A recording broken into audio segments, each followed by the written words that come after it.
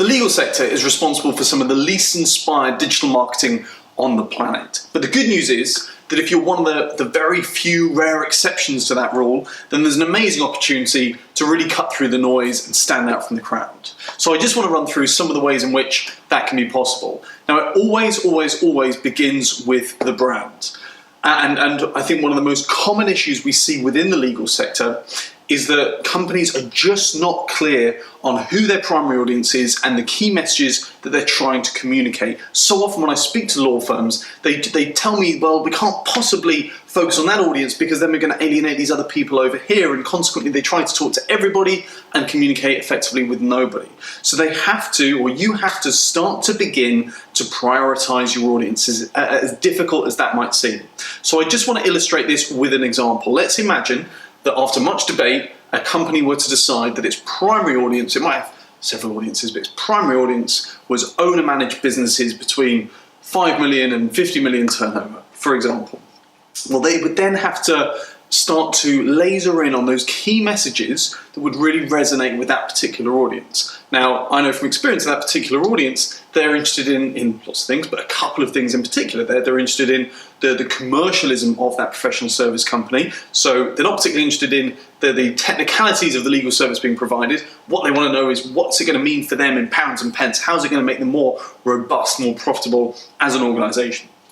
The second thing is that they tend to be also very concerned with your sector expertise, your experience with dealing with people like them, and your understanding of the potential opportunities and pitfalls within their particular market. You know, can you talk their language? These things are so important to them. So that immediately helps us to start to craft that user experience on the website. And of course, this applies to all other channels as well. So we can start to make sure that with the messaging across the homepage, for example, we were really focusing on the commercial impact of the work that we were delivering. We would also make sure there was a nice sector-specific drop-down in the navigation, and that we were really communicating our experience within each of those primary sectors, and there can't be 50 of them. We have to narrow it down. Ideally, there wouldn't be more than about 6 or 8 or 10 at the absolute most. So this is how we can start to communicate a more specific message. Now we can come on to our content. Now we're going to come on to social media after this. The problem is that most law firms jump straight to social media without considering the brand or the content, and that's where it all goes wrong. So the second stage has to be the content strategy. Now, what I mean by this is once we've identified that primary audience and we're clear on the key messaging, then we can start to create what we call pillars or themes within the content framework. So, for example, if we are talking to owner-managed businesses, then likely content themes are going to include things like leadership, culture, sales, marketing, all the things that really interest someone within that particular world. And we can then start to identify the different objectives and the different social media platforms that each of these themes will correspond to. Only then should we move on to the final stage, which is the actual distribution of that content. But there's one other thing I want to mention on the creation of that content first, which is very often, and this takes me back to my previous point about the value of sector expertise, very often you will want to hone in on one particular sector, and that will be a big decision. It might not be appropriate for your company, but if you can develop a content strategy around a particular sector and build a hub, a real community, a real presence within that particular sector and become famous within it, well, then you can start to achieve extraordinary things, as opposed to just having another generic blog, a little bit about law, a little bit about your consumer, your audience's world. So I'd really encourage you to consider taking a very focused approach. That sector might only account for 30% of the work that you do, but if you could be the leading player within that market, wouldn't that be worth it?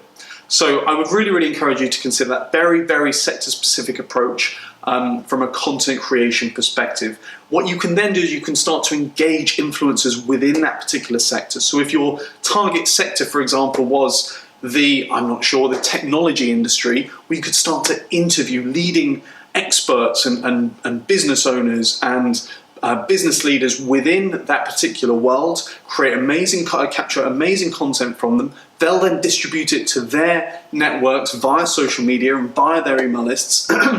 This is how you can start to build a really sophisticated strategy.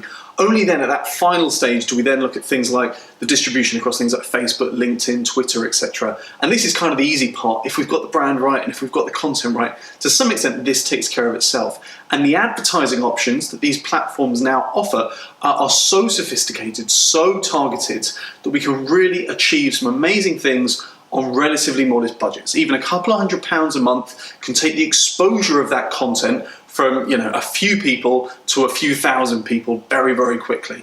So, as I say, it might not be the most inspiring market generally from a digital marketing perspective, the legal sector, but I think that that in itself is why it's such an exciting place to be, if you can truly carve out a niche for yourself and be the exception to that rule.